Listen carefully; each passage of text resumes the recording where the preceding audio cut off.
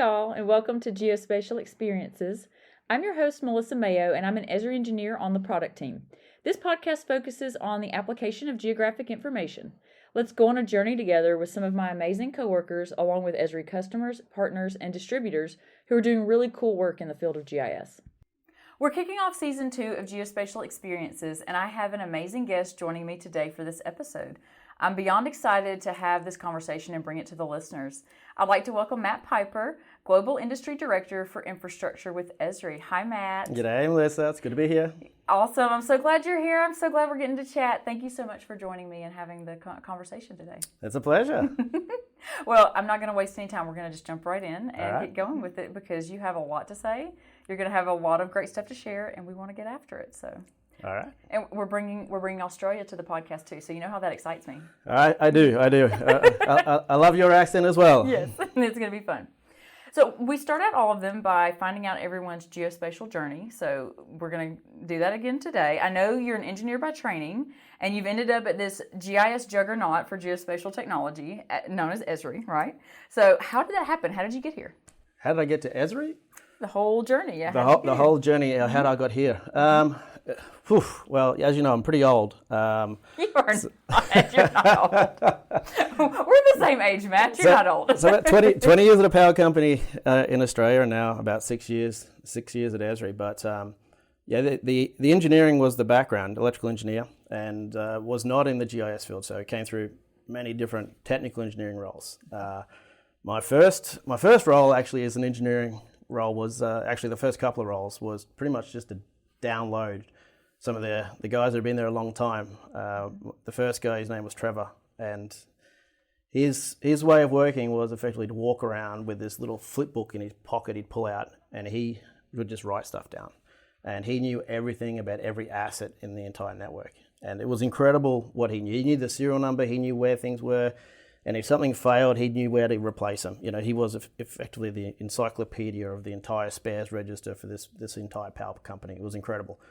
And my job was really to download him and put him into an Access database. That was my job, and that was job number one at the power company. And eventually moved through a number of other engineering roles. But it quickly became evident that we needed to digitize a lot of legacy processes. And my first real exposure to GIS was we upgraded our asset management system, the ERP system, to SAP.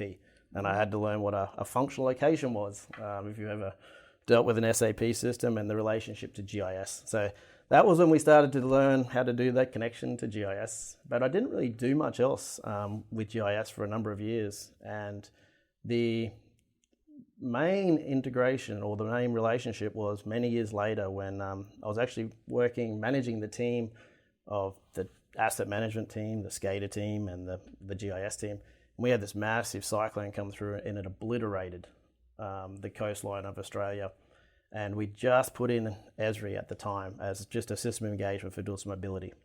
And we put in this tool to go and do damage assessment. And me and one other guy were running this disaster response. It was pretty much a 20-hour-a-day response, just me and him to set up Esri to do this assessment. Man, it was so powerful. Like, we were doing damage assessment, operation dashboards, communicating to the public at the same time, putting the wings on the plane. And I didn't know what a map projection was or any of these coordinate systems or anything else, but I just knew the power of getting, the people to the right place, capturing the details so we could dispatch crews and respond and restore, power faster. And it was pretty much at that point that I began to realize the power of a GIS, and that was really what sort of opened my eyes up to the power of GIS. And that sort of I guess led me to go on a bit of a roadshow and presented at a conference called Esri, which was the Esri Australia version of the Esri you see here.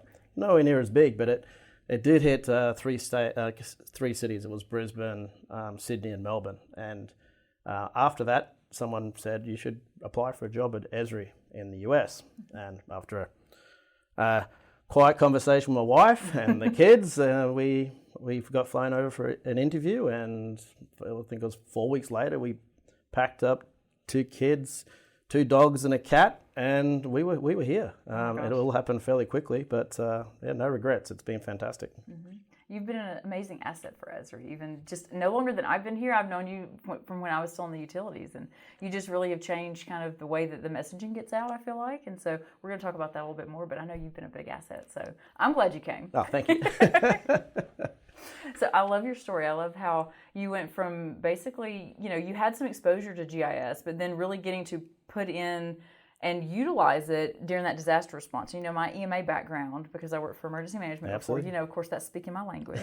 And the listeners on the podcast know, they keep hearing me talk about, like, I get really excited when someone has the damage assessment and, the emergency management type, influence. But I don't know, getting the hands-on with it and being able to see how it changed how you did business, essentially, during that storm and during the aftermath of that storm, kind of made things click into place for you, I guess. Yeah, well, something special happens during emergencies that doesn't happen usually as BAU for a lot of utilities, like all the bureaucracy and the red tape and, dare I say it, like the IT restrictions. They get out of the way, and utilities just seem to get things done.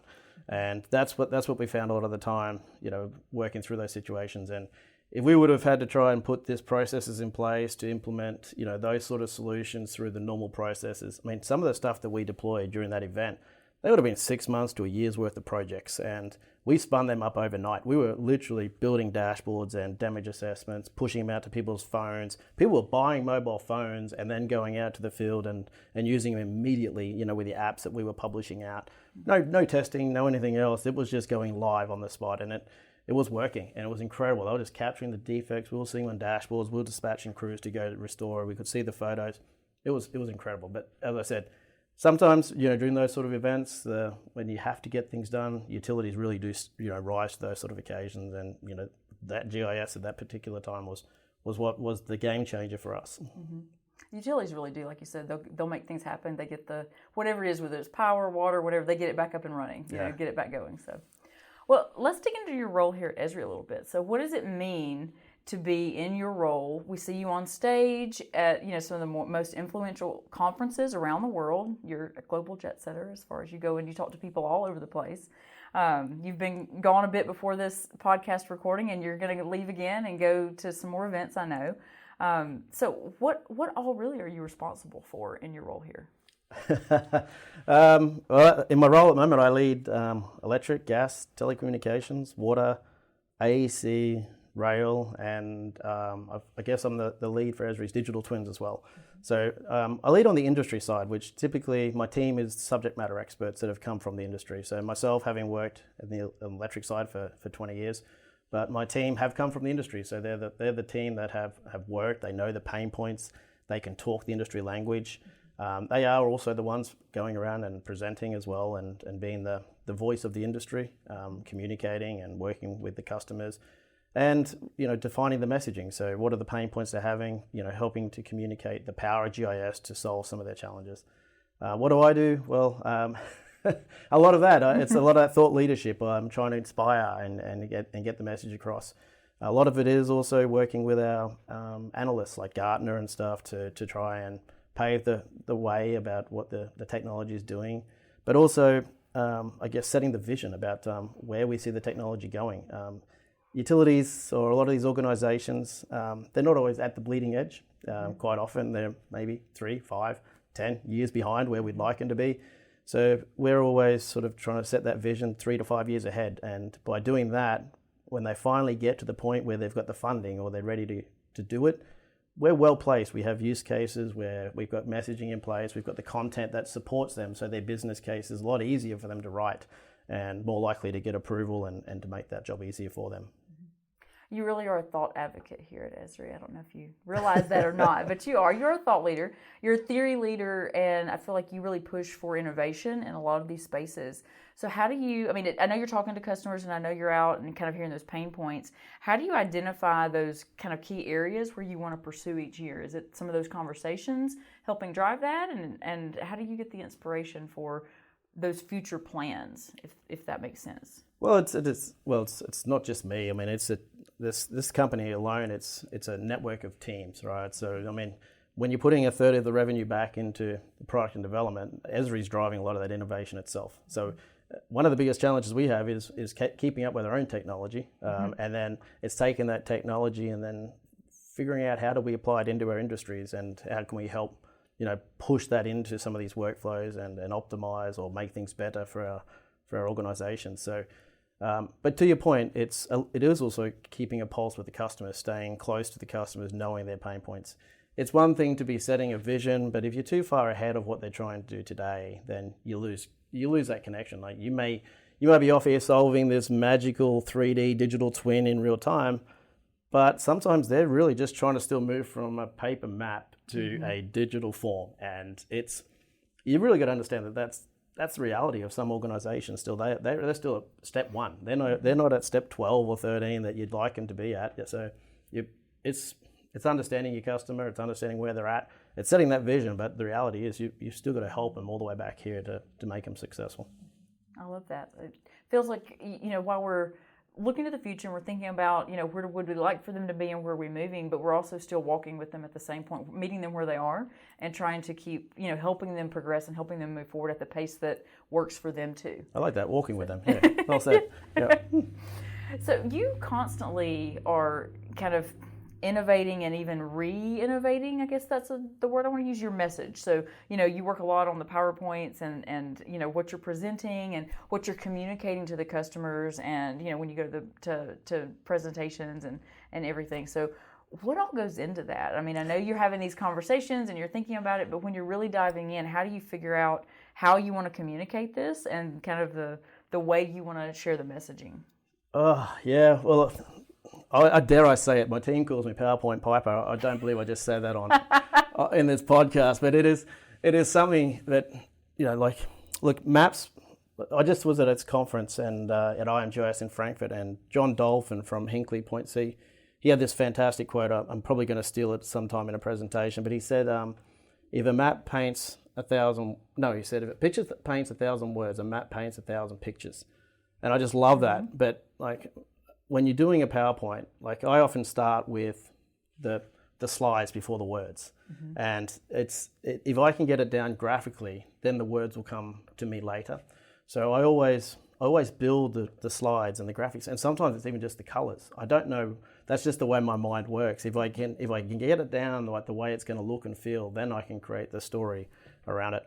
But I very rarely ever will give the same presentation twice. Actually, I don't think I have in 6 years delivered the same slide deck twice. Wow. It's always something different for the audience or the messaging that you're going to do. So yeah, it's always understanding, okay, what conference am I going to? Why am I going there? Who's in the audience? Is it a 200 person crowd? Is it a 2,000? Is it a 5,000? If it's a smaller crowd, I mean, the messaging you get a lot more personal. It's more conversational, and the slides are different to what you would do on a bigger stage, and you tailor it, and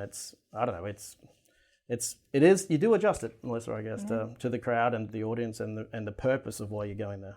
I love to know that you put all of that thought and interest, just the special touches for customizing each one. I mean, I know you did a lot of presentations. I knew a lot of work went into them because they always look amazing. You have these really pretty slides and they're very, engaging and captivating, but I didn't know that you didn't reuse them, Matt, because I know you're going to have similar conversations in different places. So I see I'm learning things about you. That's why I'm doing this. What I do like is when I leave my slides somewhere else. So I'll go to France or something, and I'll be in a booth and I'll look up and here's my slides being used by the distributors or someone else. It's like, oh, that's cool. It's like I even see it from the partners now and other people. So it's always nice. It's like when you see your content being reused by somebody else. And, that resonated. Yeah, obviously that one clicked for somebody, right? Yep. So, well, you do a good job, and I feel like people can connect with you on the messaging. And I know I always enjoy listening to you and hearing what you put together and what you have to say. So I don't miss the Piper presentations, and listeners, you guys shouldn't either. If you're there, make sure you're there for Matt, because he's gonna give you some good stuff. So I want to talk a little bit more about the travel and going to all the different places and all the different countries. So what is it like to have the conversations with so many different users? You talk to partners, you talk to distributors. They all have different pain points. They all have different use cases. They all have something different that's kind of their focal point, and you're having to absorb all of that. But I also feel like you're going to get a lot of insight into how they're utilizing the technology to solve their problems and things that we might not know about sitting here, in Redlands or on campus at Esri if we're not out there having these conversations. So what is it like for you to be able to go and engage with so many different types of people doing the work that they're doing? It is probably one of the biggest benefits of the role it's one of the biggest benefits, and also one of the, I guess, biggest challenges is the travel. But the positive about that is that, to your point, you do get to talk to different people from around the world.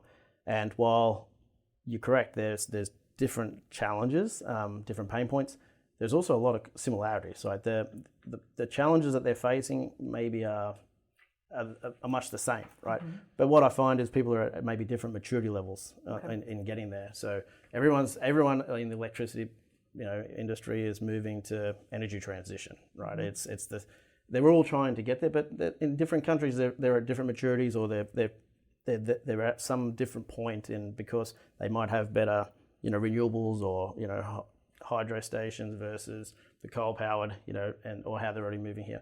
So it's the challenges are similar. It's just the way that they're going about it might be slightly different, but also we see different enterprise systems, in those different regions as well. So the integration stories are different, or the pain points working with the other systems. And every now and again you get surprised and I've never even heard of that software, or, oh no, that's an in-house built thing that, we built, and that'll explain it.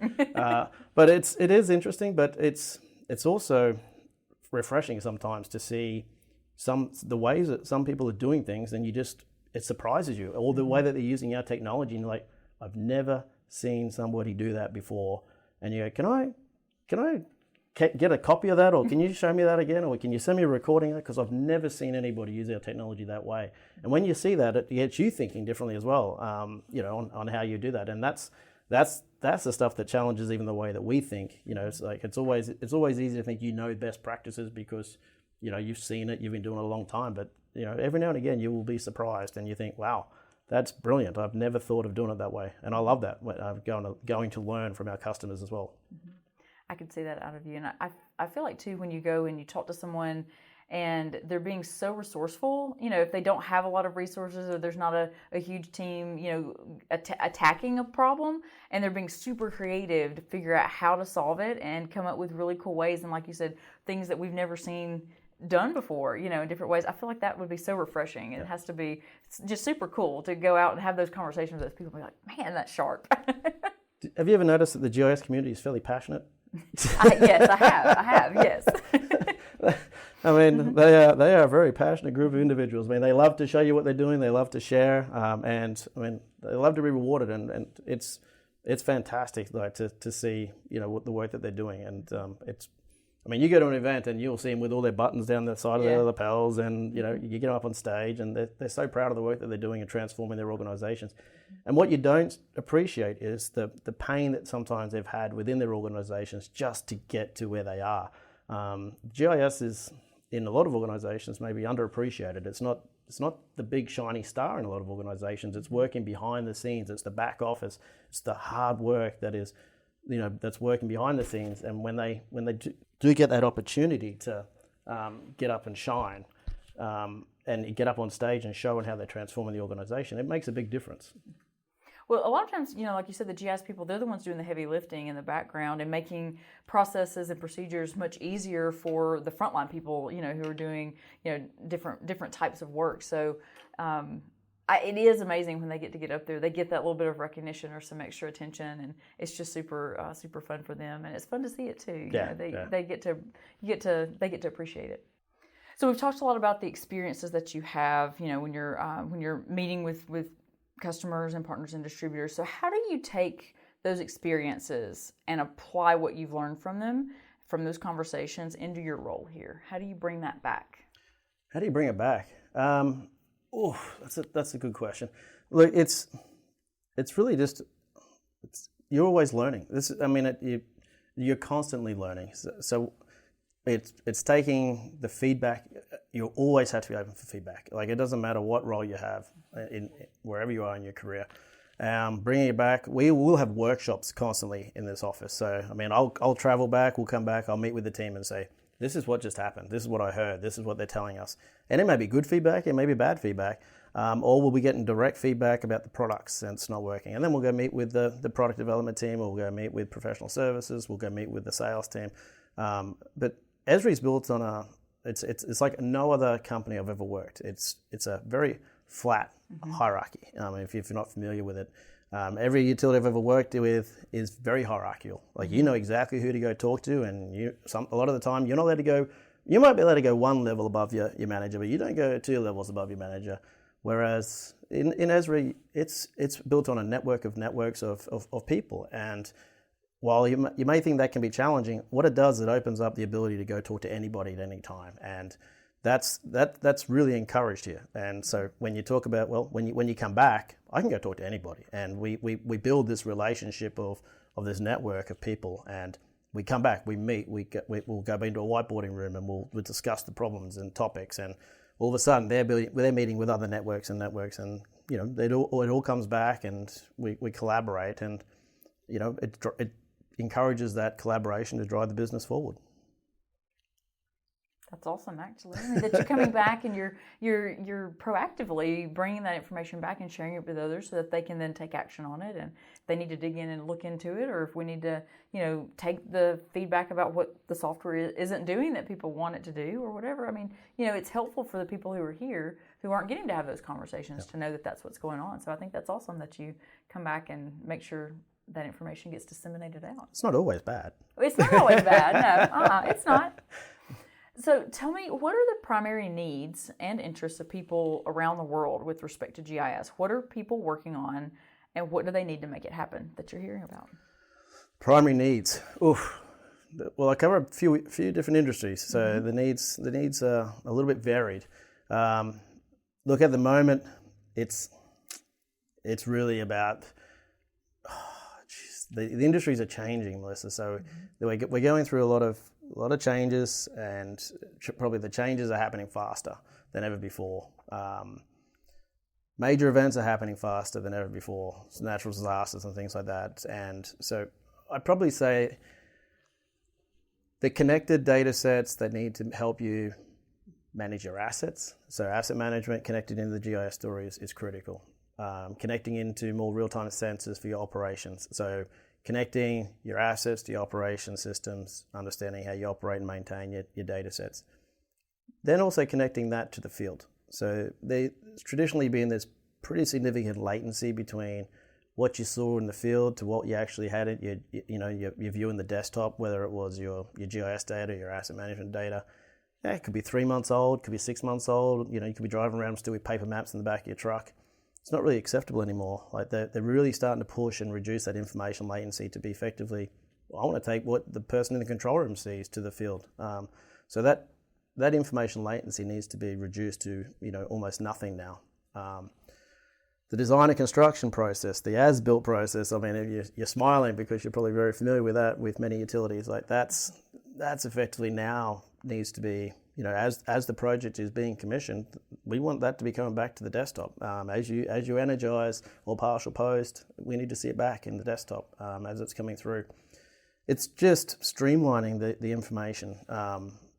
As you do the work, we want to see it back in the desktop. We want it to be accuracy. We want to reduce as many QA, QC processes as much as possible through people's hands that used to be there only because it used to go through 8 people's hands when it was a paper-based process. Now it's digitized. It just needs to be maybe one person QA, QC, and it just goes straight through to the source system.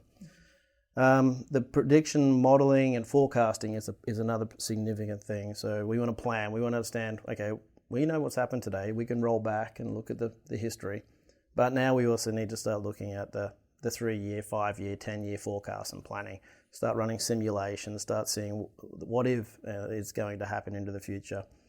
That's becoming more and more, you can call it the future or the digital twin sort of view of what's happening, but that's becoming more and more of a requirement to start understanding the what if scenarios. And it's not a pie in the sky dream anymore. The modeling is getting really good on looking at these sort of scenario based. So I mean, they're probably the biggest drivers. You probably have a couple yourself that you've got in the back of your head. You worked in the industry long enough, but they're the sort of main connections to, it's managing the major events, your passion. It's that connected into the real-time operations and really reducing that information latency, I would say. Very interesting, Matt. I know you'd have good answers. I know you'd have good thoughts. You mentioned digital twins.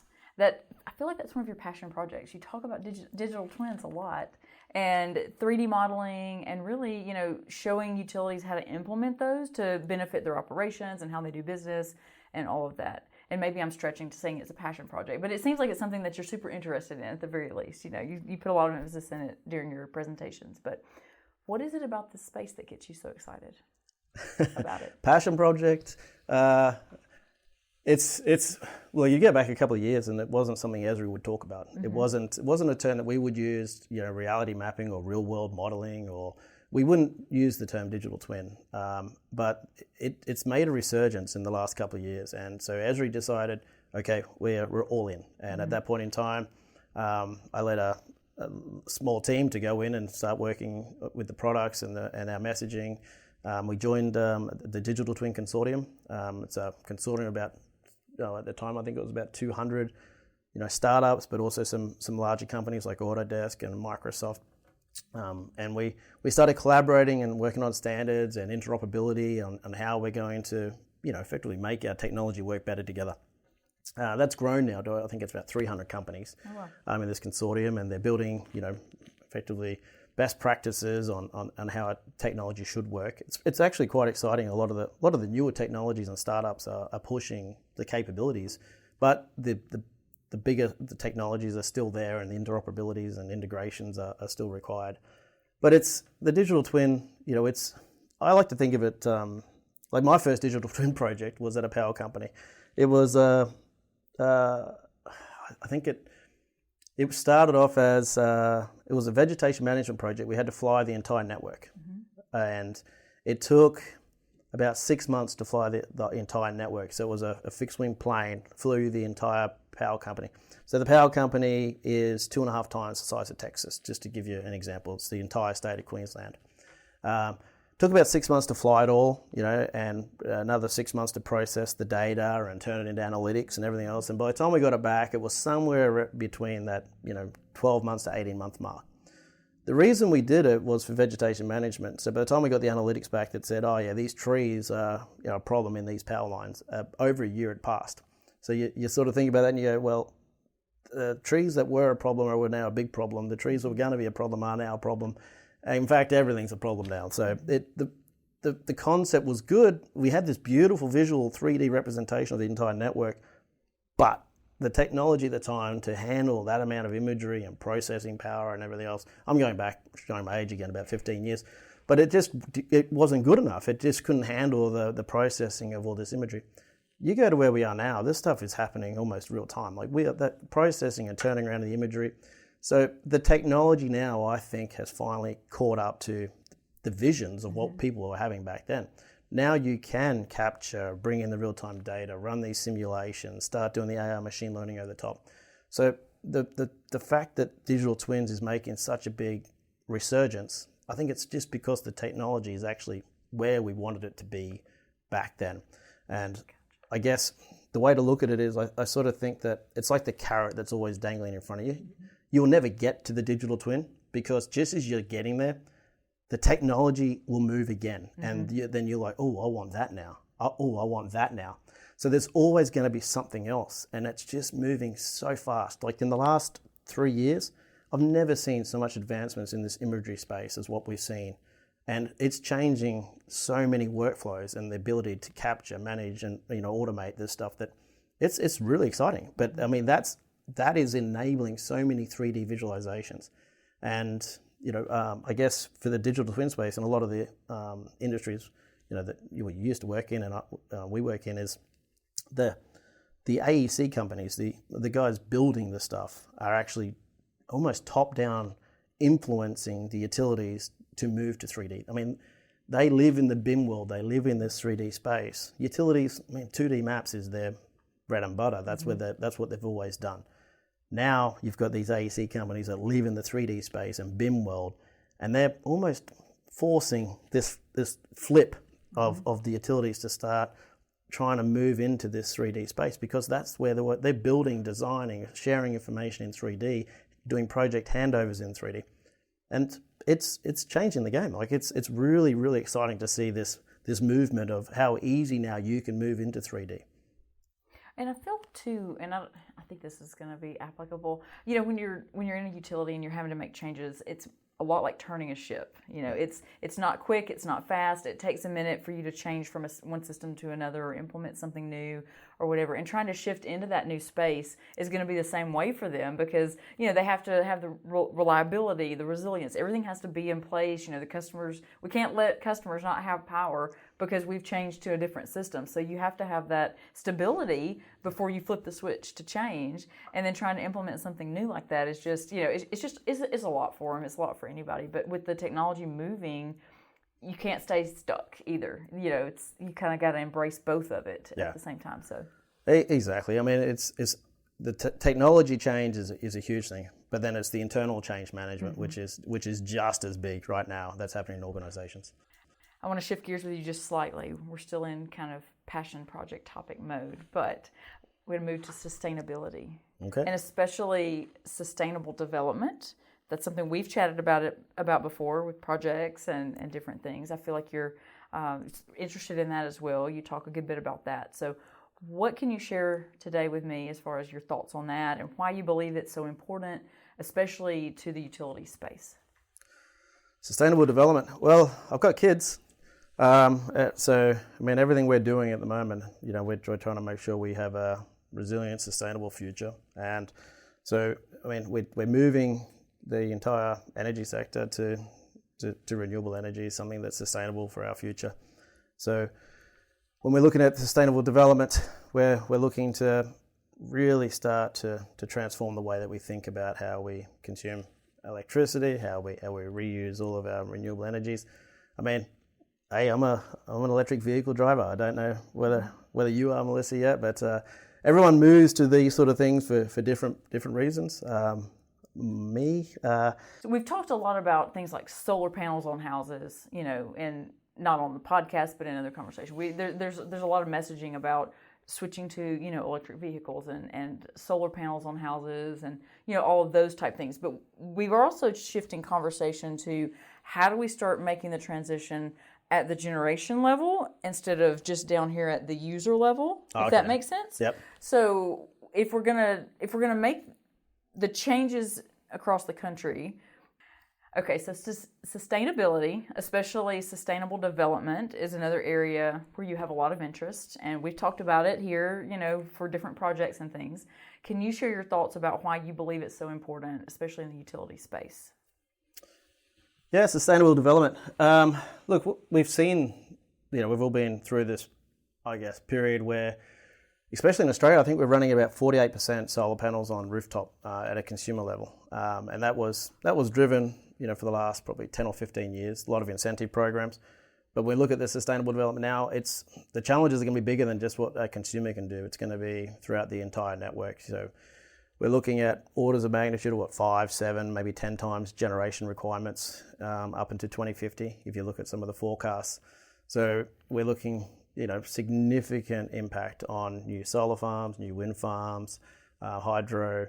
So the transition to these new energy or renewable sources is going to be significant, and you know it's also going to require a massive amount of transmission that's going to need to connect to the grid. So, I mean, this is now a challenge that, you know, we've never seen before. I mean, you would have lived through that period where there was programs that were running to try and get you to move to solar panels on your roof to disconnect you from the grid.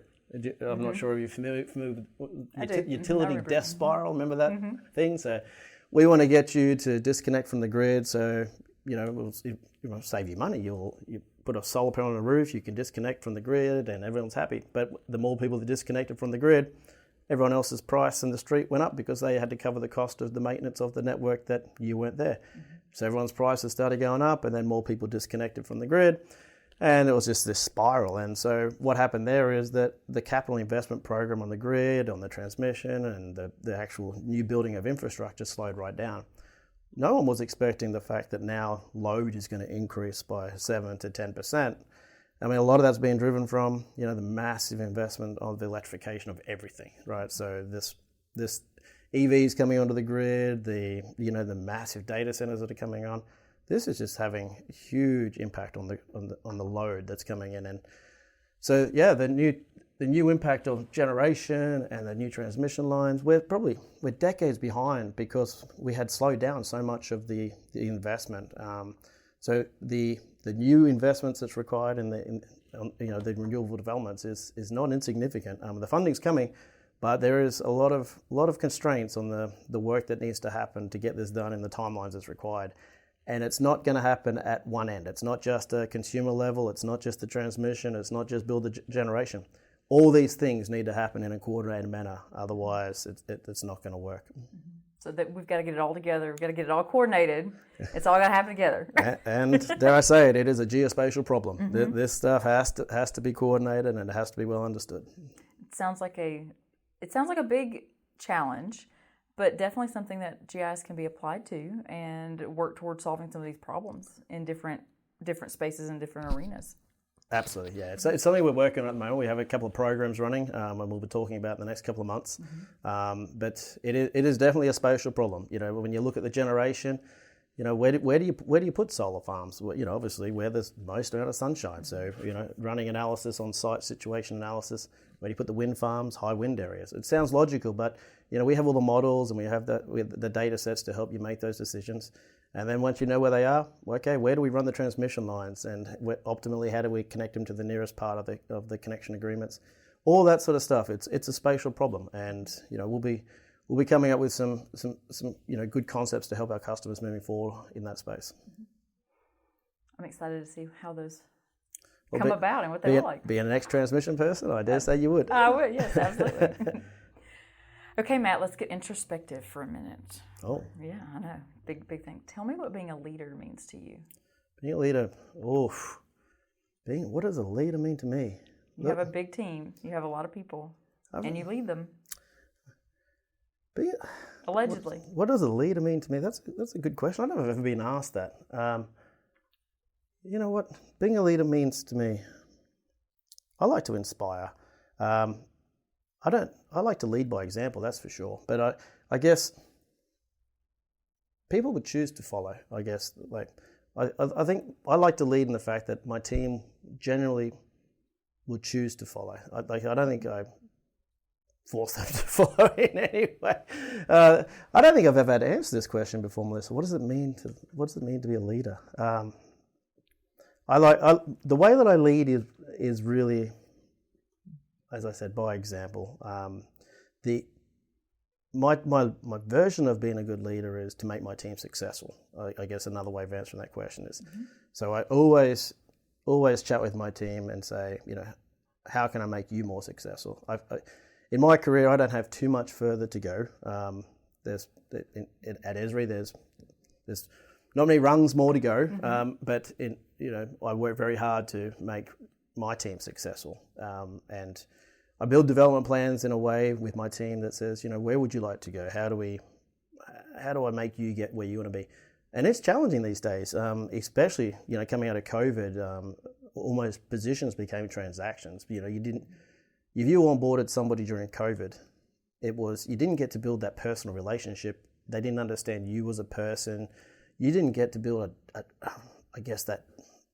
trust that rapport that you get to meet somebody and you understand them. You just became a transaction on a call, and it was different. You onboard somebody in person. You come into the office every day.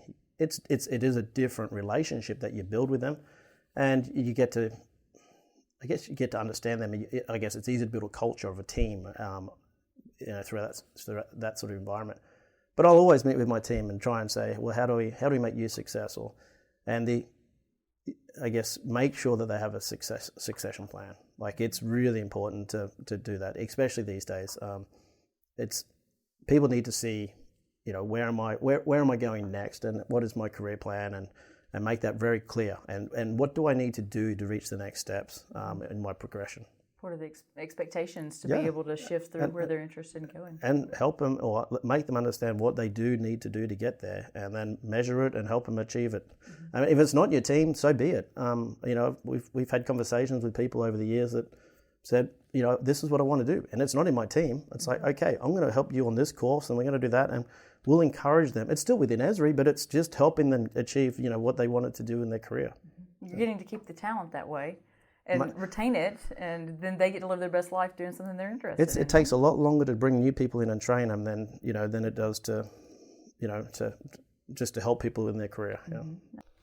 So, Matt, I love that answer, and I do feel like it's important to have people at your level who have that perspective on leadership and really look at the team as what's important and guiding them and building them up to be able to move and shift around or, build their skill sets to make them more successful in whatever that looks like. But having that focus to be on them versus yourself as the leader, I just think that's awesome. I just think that's so good. Yeah, it's a bit like when I came into this team, we really set up this environment where we gave them empowerment. So a number of the staff had been working here for a while, but they hadn't been empowered to do their job. So we worked with them and we effectively said, you are tasked now to do this, and it was a lot more scope of work, but we gave them the right tools to make them successful. And we have seen some people really, really, once they've been given enough, scope of work and the empowerment to do it, just become the highest performers within this team. It's so fantastic to see that. And as a manager, as a leader, when you see that happen, when you see people flourish like that, it's almost like a proud dad moment. Yeah, don't you love it? Yeah. Isn't it great? So tell me about culture and the culture of a team and developing that, because one thing I've noticed at Esri is, like you said, it's very horizontal, and you have lots of different teams, and they're very unique with the different cultures within teams, if that makes sense. And your team kind of has its own type of culture and feel, and and I love your team. Like, you have lots of good people that are on your team. I love coming over here and hanging out with y'all. But how important is that for you? To me, it seems like if you're that focused on your people, building a culture that is positive and reinforcing and supportive is important as well. So how do you kind of think through what you want your culture of your group to look like, and how do you manifest that? I don't know if you think it through. I think culture I think it's a plan. I think it's something that will manifest organically based upon the personalities and the leadership. Within this team, I guess we've always we try not to recruit. So when we have a new vacancy, I don't try and recruit the same person. Mm-hmm. Like we will try and bring in diversity of thought. So somebody that's going to fill a gap within the team that is going to add something maybe a little bit different. Mm-hmm. And so that way you're always bringing in new ideas, new way of thinking. You're not creating conflict. You're actually creating new ideas, and it can be a fresh way of thinking. But I mean, we do things a lot. We have very open communication in this team. Like, we started it during COVID that, because we're all remote, mm-hmm. You started to feel a little bit disconnected, that you're working away from the team, you'd lost that personal. We started having a daily catch up. So at 7:45, whether or not you're camera ready or not, you were on the before the workday started at 8 a.m. You got on the camera at 7:45 every day, and we jump on with our coffee and our breakfast, and we catch up.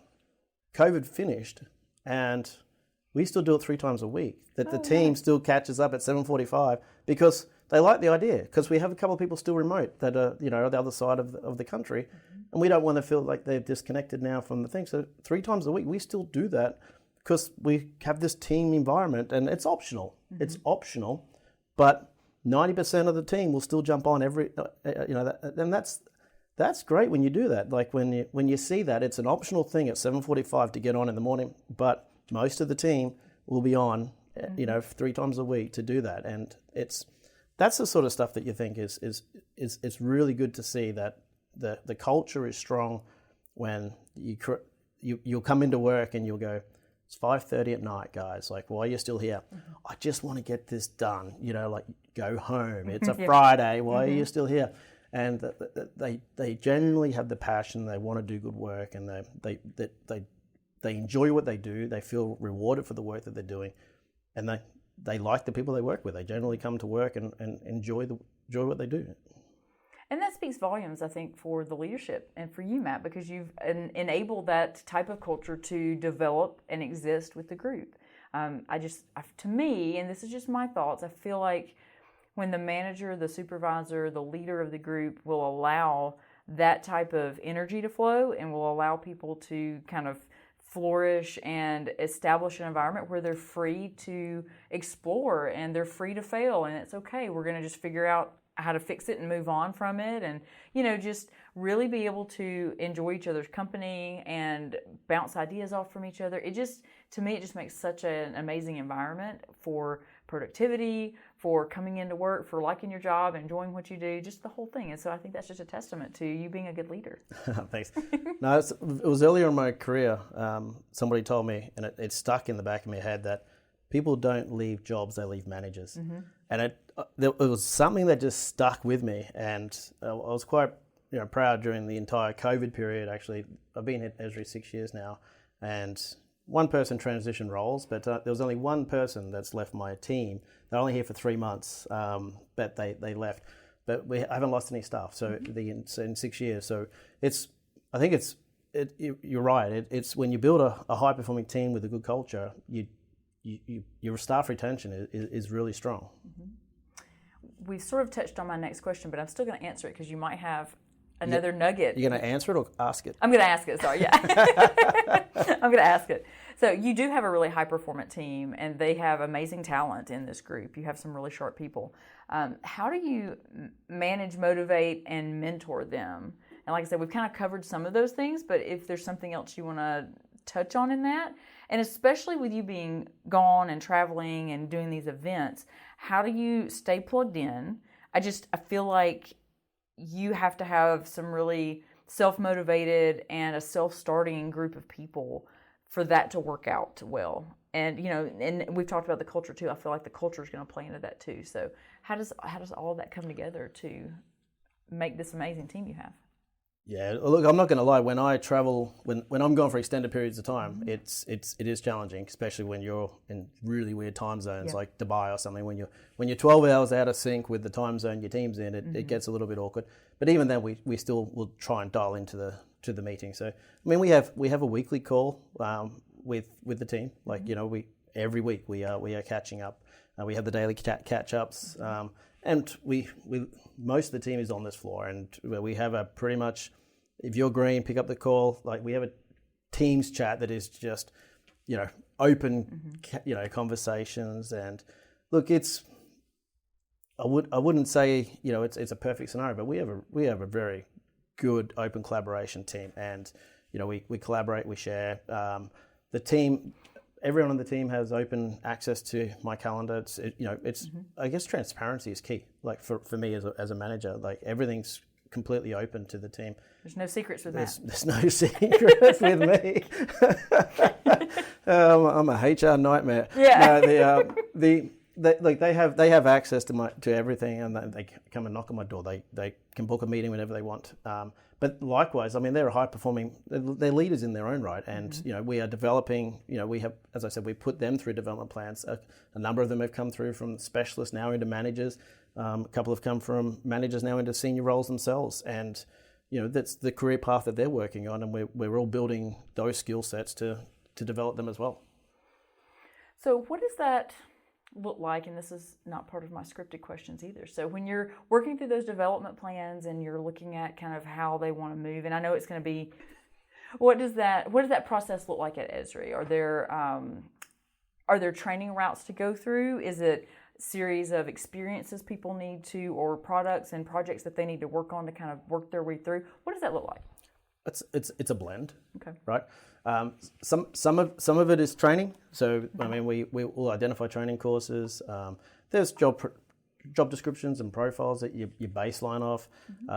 But then it's a little bit of experience. We'll always look for stretch targets or stretch goals. So you'll have your normal role that you'll be working on, but then it'll be okay. We're going to try and pick up some extended scope of work where you'll pick up like a higher duty sort of functions that, okay, we're going to start, if you're trying to move into a senior role, then we'll start giving you some of the extended work of a senior person, and we'll extend that in there and give you a taste of it. And as you get closer to it, then you'll pick up some more and more of that sort of work.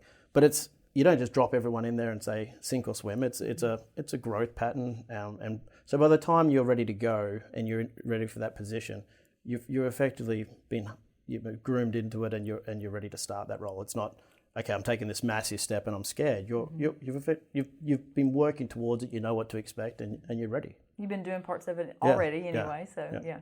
That makes sense. I like that. Correct me if I'm wrong. I feel like your team is kind of comprised of sort of two groups of people. You have people who have a lot of experience, a lot of career experience, a lot of industry as well as Esri experience, and then you have people on your team who are a lot newer, who are newer hires, who don't have quite the same level of just industry and work experience in general. You sort of have those two different groups. So when you're managing those types of groups, you kind of have to deal with them differently. At least in my experience, you do.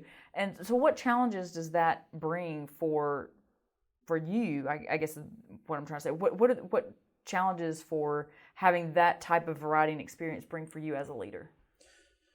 We do have two different teams. So one of the teams is the industry team, which, as I said, the 10 to 20 years experience coming from the industry. So they're the professional engineers that have come through, and they're difficult roles to fill. And on the other side, they're my marketing team, which are professional marketing people. So those people have come out of university and they've got professional marketing degrees. I can talk the professional engineering stuff very well. I am not a very good marketing person, so it's a skill set. It's a different way of thinking than my problem-solving skills over here. So, and as you said, they are typically at the moment half my age. It was pointed out to me the other day that one of my recruitments, I'm old enough to be her dad, which was not a good day for me when I discovered that. Oh, no. It was bad. But look, dealing with that diversity, it's fantastic. I mean, that's exactly why our team works so well. I think that they just bring the energy and the new way of thinking, and I mean, we have social media campaigns on that marketing side. We have all the what is it, Snapbook and InstaChat, and I'm only joking. I know what it is. I think I do anyway. But as I said, that's what all these great young minds are doing, and they're creating these campaigns and how we go to market, and and we've got the engineers and the content creators, and then we've got the team that figures out where do they put it, how do we build the campaigns, and how do we maximize the exposure. So yes, it's two different teams, but it's not that they're young and not professionals. We have two professional teams just for two different purposes. One creates the content, one figures out how we go to market and execute it and make sure we hit the biggest reach. You just have a super cool team, Matt. That's all there is to it. You have a lot of diversity, like you said, and they're doing some really cool work. So you are super driven yourself, personally. You have, I feel like, and maybe I'm putting words in your mouth, you have high expectations of yourself because you always are put together well. You always have really good messaging. You always have everything. You have your stuff together, Matt, at least on the outside. On the outside. Yes. So do you put a similar level of high expectations on your team members as well? Oh yeah. They will tell you that, no doubt. It's almost a running joke that the first time somebody presents something to me, they pre-prepare them that they're going to be torn apart. Just whatever you present, be ready that you're gonna have to do it again. Yes. It's a learning experience, but it's not on purpose. But I do set very high expectations for the team, and it's on everything that they do pretty much. But once we go through that process of the expectations, they do live very fast, and but I think it's great that they work hard, and I mean I think they value the feedback and they learn from it, and then it yields the rewards later on for them as well. You challenge them, but then you still support them through that process. Oh yeah, I definitely challenge them, but it's rewarding at the other end. Yeah. What do you feel like are important leadership skills to have in a technology space such as this? I think, another good leadership question. Good skills to have. Look, communication, I think, is probably the biggest one. Like what we struggle with a lot of the time is communication. There's so much going on that we don't make the time to communicate top down, and there's just people, when people don't know what's going on, they start getting concerned, anxiety goes up, they start making things up, or I heard from so-and-so. It's really important that you take the time to sit your staff down and explain, this is what's happening, this is what we're doing. And when you do that, it's like, or get their feedback, allow them to give you feedback and ask the questions. A lot of that just goes away. It's just noise a lot of the time. So I always make the time to meet with your staff, to have those communications.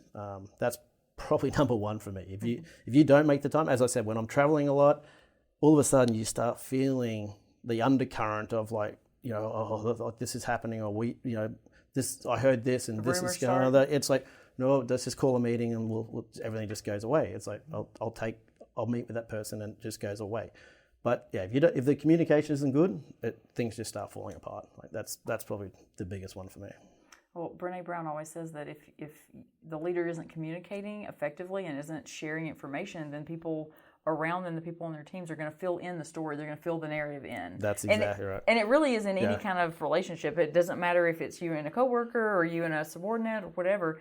They're going to fill the story in the way they see it and from their perspective and from the pieces and facts that they do have. So if you can get ahead of that, clear as kind, and be direct and just share with them what is really going on, then like you said, it just kind of goes away. I think the other thing is not everyone deals with change or how to handle things the same. Mm-hmm. It's something I've learned over the years that, like, I'm very direct. Like, I don't mean to be, but apparently I am. Maybe a smidge. Maybe a smidge. I just sell it how it is, and a lot of our team, we did some training, and they effectively very different to what I am. Have you done strength finders? No, it was disc training. Disc training. Disc so is good. Apparently I'm 50% red and 50% yellow, but most of my team is blue-greens. I was going to say you were red and yellow. Yeah, so exactly 50-50 apparently. But most of my team is blue-green. So how they handle information, how they want to process is different to me. So once you realize that, you're like, okay, you do need to adjust the way that you communicate, and you effectively roll out your change management. So there is techniques to do that sort of stuff, and you need to understand that to effectively manage your team as well. Isn't that super helpful? It does help a lot. I know when I was at the power company, we did strength finders, and I did it with my team. And I had a couple of people who it's not they didn't get along, but they just were having trouble with the communication and with the working together. And, they were each individually kind of talking to me as the manager, and I was trying to help. But once I did that with them, I was like, oh, it's just revelation, like crystal clear. I get it. And so, and then they got it too. Once we understood everybody is on this playing field, after that, they were golden. And we did disc training in the leadership group, and I'm also red and yellow. I'm way higher red than I am yellow. But yeah, that's probably why we resonate so well, But, learning that about some of the other fellow leaders, I was like, oh, that explains that, and that really explains that. And, exactly.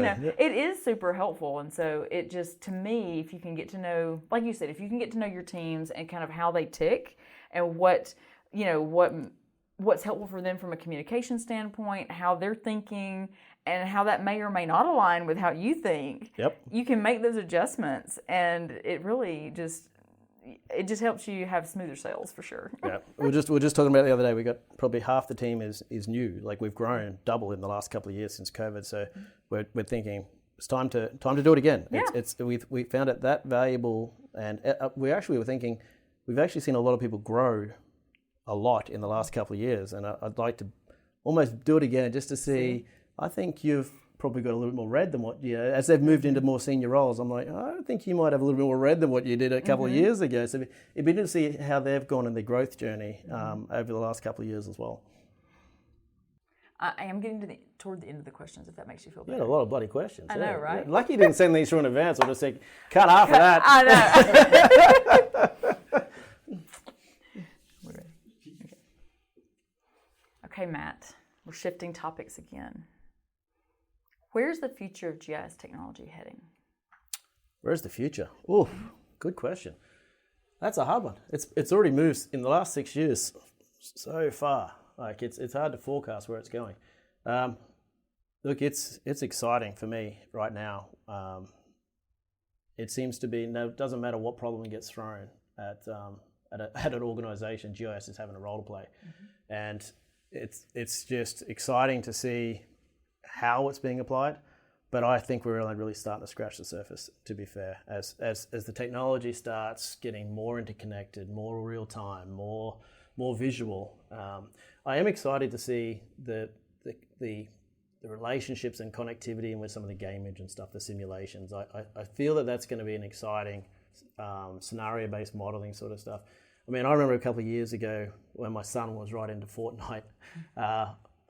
I went in there with the first time we brought out 3D scene viewer, I think it was, and I was pretty excited that we, had my first 3D scene, and I went in there and showed my son my laptop, and I said, "Look at this! We're doing 3D now in GIS."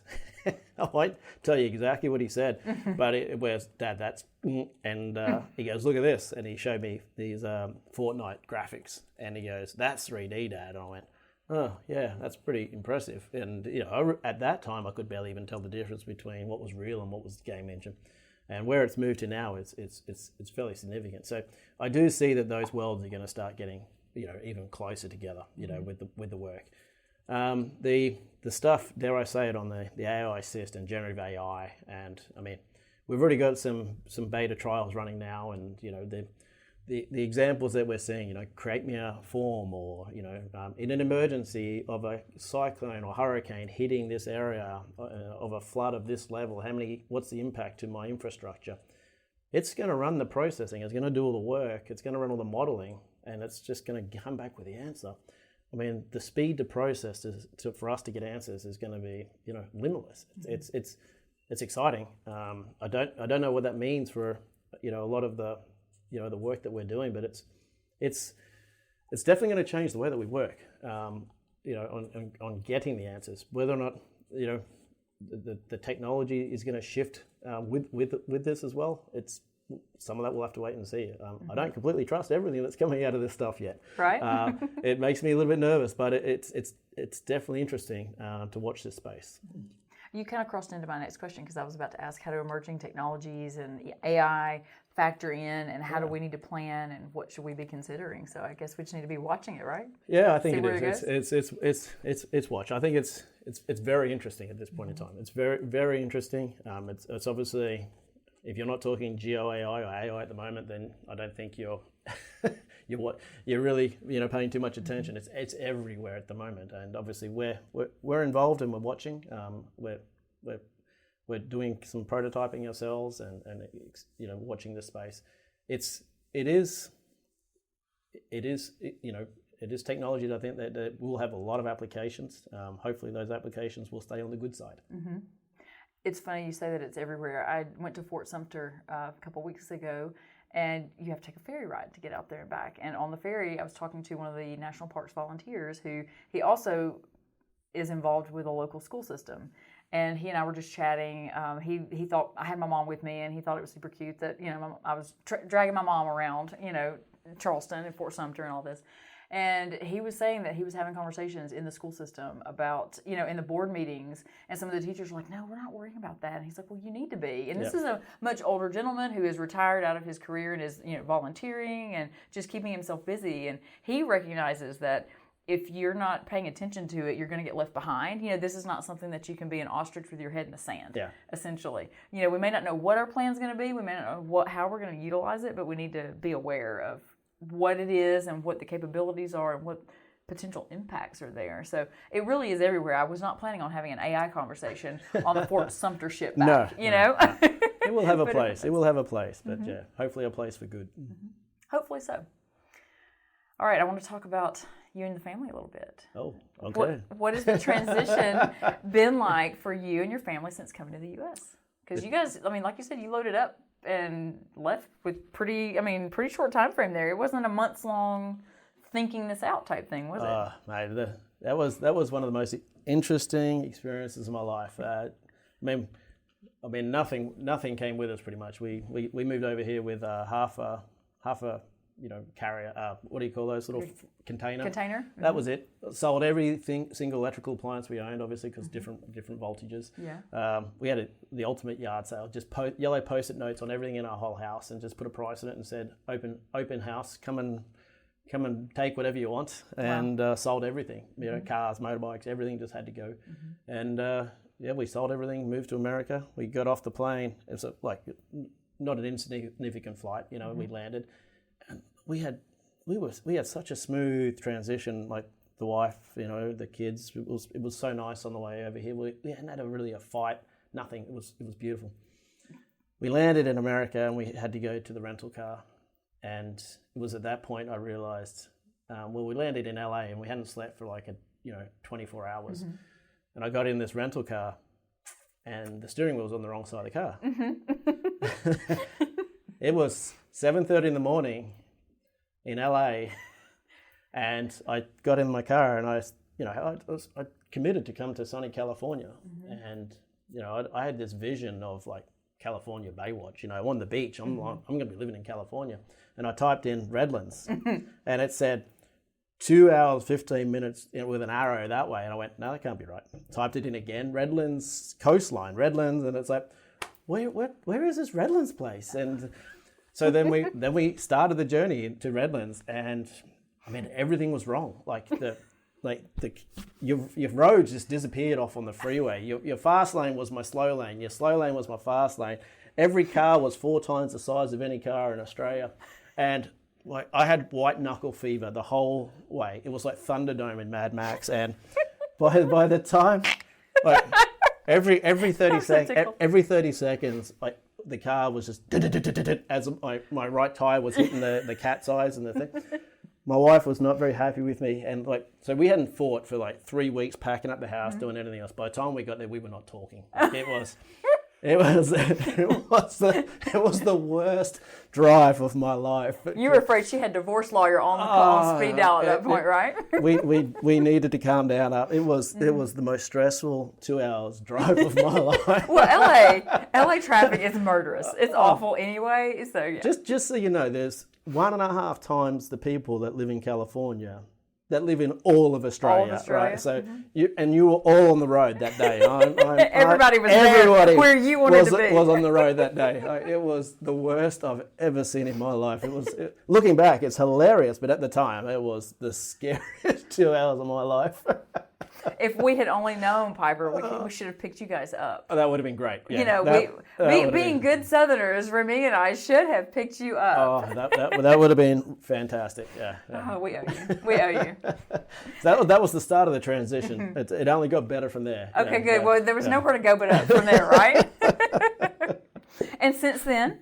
It's been good. It's been good. Yeah, okay. yeah. We have kids are off to college and high school, and it's a lot's happened in 6 years. Absolutely, yeah. No doubt. But if you ever want a challenge, try moving a 13-year-old girl from one side of the country to the other. That's an experience. Or one side of the world to the other. One basically, side of the world, yeah. One side of the world to the other. Yeah, that's an experience I recommend everyone should at least do once. Talk about white knuckle experience. Bless her. Bless Miss Sophie. She did okay, though. Yeah. I think she's just started talking to me. Yeah. She's off at college now, right? She's off to college, yeah. Good. But see, she's gonna be doing her own thing, so it's fine. You survived it.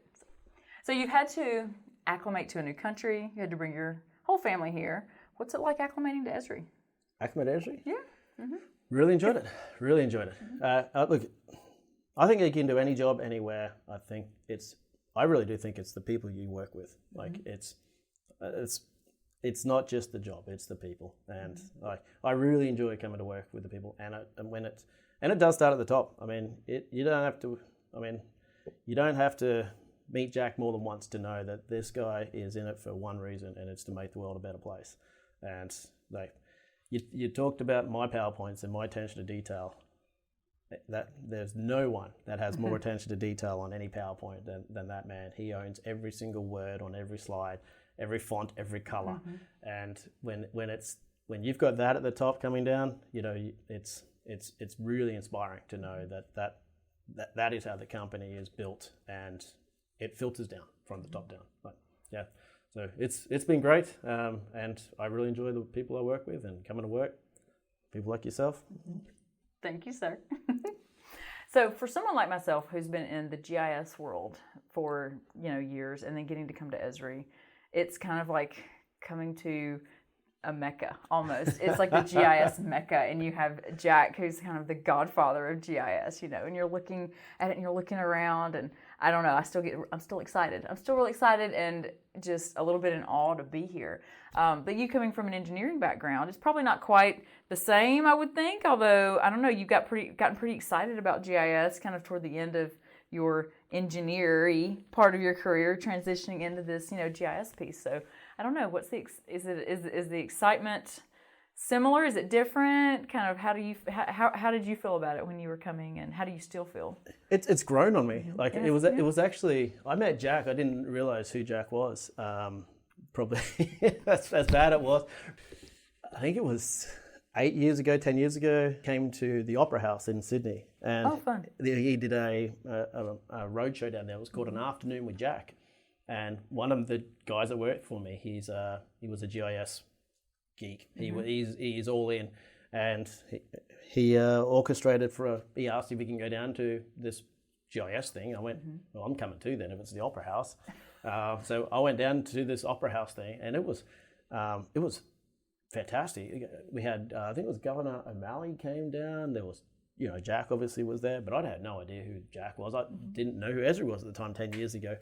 That was sort of the introduction at the time to some of the Esri stuff, but this guy that worked for me was like in awe. I had a photo with Jack before I knew who Jack was back then, and it's interesting now looking back, going like I've still got the photo, and it's looking back going, I get it now.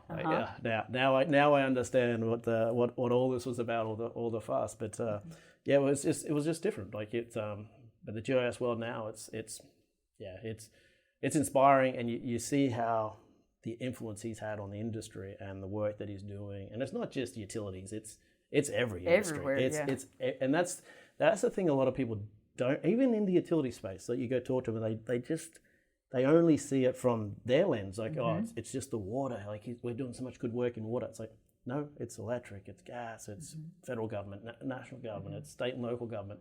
It's everything. And they go, oh, I had no idea. Like that was so pervasive across every industry.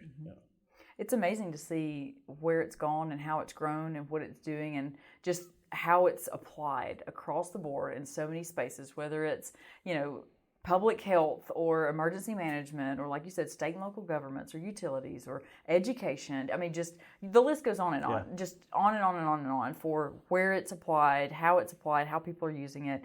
And Jack's a big deal. Jack's such a big deal. He's such a big deal to the GIS nerds, y'all. We get so excited about Jack. Yeah. But I mean, our whole careers are thanks to Jack. And, that's a big deal for, your education. I mean, because a lot of us went through geography programs. We went through GIS classes. It's huge to think that something he and a group of people in a room somewhere that kind of schemed it up and developed it, and kind of how it built out turned into what it's turned into, where people go to school to learn as a profession. This and do it as a profession. And when I changed majors and shifted into geography and GIS, and my friends, most of them didn't know. My family, most of them didn't know. My dad knew, and I had one friend in the circle who was an engineer, or he was going through engineering, but because of going through engineering, he was familiar with GIS. And, some of my family was like, we need you to be able to pay for yourself when you grow up. You need to be able to have and earn a living. And my dad was like, oh no, you need to do this thing. This is a good path. He got it because he's in forestry. But now it's like, you go all, I've talked to people on planes, and they're in healthcare, but they know about GIS, and so it's just amazing just in the span of time that I've been in the field. But to look at it from Jack's perspective and see from that kind of time frame must be so fascinating and just amazing to him what it's been able to do and what it's grown to. I don't know. And every year he's still redefining, recreating, reimagining what GIS is. Like and it's him doing it. It's not somebody behind the scenes. It's not other people feeding it. Nothing more inspiring than seeing Jack pick up a whiteboard marker and you just sit back and you just watch the magic happen. It is remarkable. Like you just what comes out of the brain and onto the whiteboard, and you just sit back and just watch. It's really inspiring, and you think that's the next 5 years of GIS coming out there. It's great. It's incredible, and it's amazing to get to work here. So I'm just saying. What advice would you give new Esri employees who are starting their career here? Oof, good question. What advice? Get a good LinkedIn account. Absolutely. I'm joking, and I'm not joking. Yeah. Look, I talked about Esri being a horizontal account in an organization with lots of nodes and networks, but like you do need to socialize. You do need to network. You need to build it, but the collaboration that happens on LinkedIn and how I find out about information, like I find out that we have new products on occasion on LinkedIn. Or that we just had a new release, or I have new stuff. It's such a great communication tool, and build that network of people. It is one of the best communication tools or collaboration tools or information sharing tools that we have, because the GIS community is so strong that has built this network on LinkedIn, that I find out so much good stuff on LinkedIn that our community is doing. As funny as it is, it actually works really, really well for the work that we do. So I mean, it's laughable, but it's actually serious. But honestly, coming to Esri, it's build relationships, understand the culture of who Esri is, and once you build those networks and relationships, it's a great place to work. Mm-hmm. Would you recommend people be proactive about finding a good mentor if they're pretty young in their career and trying to get established here, trying to kind of make those connections? Would that be helpful? You always need a good mentor. Mm-hmm. You have to have a good mentor. I think having somebody to work with that you can trust to help build your career, that you can go talk to. That's all. I mean, you always need somebody to help bounce ideas off, grow, and sometimes it's not even your direct line of manager. It could be somebody from another team.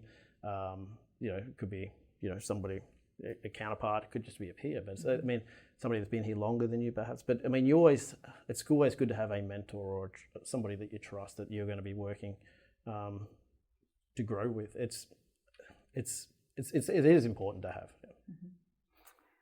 So I've thrown several fastballs at you, and you hit them all out of the park today. It would have been good if you gave me these questions before we came to I'm sure it would have been, but you are amazing at answering questions, Matt, and I knew you had it. I knew you would do well. So I just have one last one for you, and it might be the hardest one of the day. Oh, goodness. Are you ready? Do you have any final thoughts before we wrap up today? Do you have any final thoughts? No. Well, look, I'm going to put you on the spot. This is where I can turn around. You're new to Esri. Mm-hmm. So how long has it been now? Like, is it 6 months? About 8 months. 8 months now. Mm-hmm. So for a new starter at Esri, have you got any advice for a new starter? Ooh, hot seat question. See, turn it back. For me, what's been invaluable being here is having connections and having people that I knew already before coming here. So for someone, if they come in and they do already know people, really utilizing those connections and kind of picking their brains and asking, trying to learn as much as possible about what's going on at the company, about the different teams, because it is such a different structure here than anything I've ever experienced before. The horizontality of it is just so different. And it's almost like a spider web with the way the different teams kind of intertwine and connect and feed in, and it's really hard to kind of wrap your brain around. I don't think I have yet. It's going to take me a while. I know. So if you already know someone, but if you don't, find that person, find those people, make those connections, be proactive.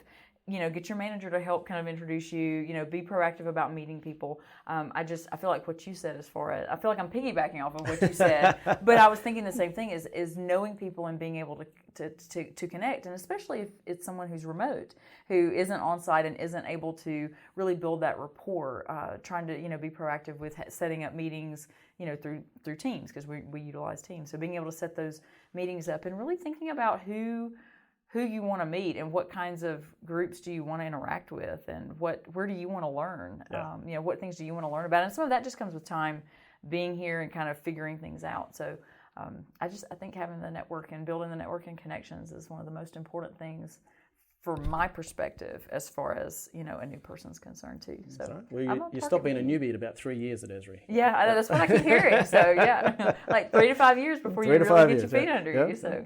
Yeah. Perfect. So, yeah. So thank you so much, Matt. I appreciate you. I have had you on my list of interviewee potentials the whole time. And so I'm glad we were able to get together and do this. I feel like this is going to be super valuable for people. Thank you very much for having me. It's been a pleasure. A lot of fun. Talk about an amazing conversation to kick off Season 2 of Geospatial Experiences. We have our Australian friend Matt Piper on, and it's always a hoot when we can get together with Matt Piper. We love Matt. He is so interesting. He has amazing vision. He has such good perspective on the utilities and, GIS in the utility space and where are we going and how do we need to be considering things as we're moving forward. I love chatting with Piper. I think he's just so much fun. I think he's just so engaging and I guess visionary. Visionary is just a really good word to describe him. He's pushing the boundaries. He's pushing the envelope.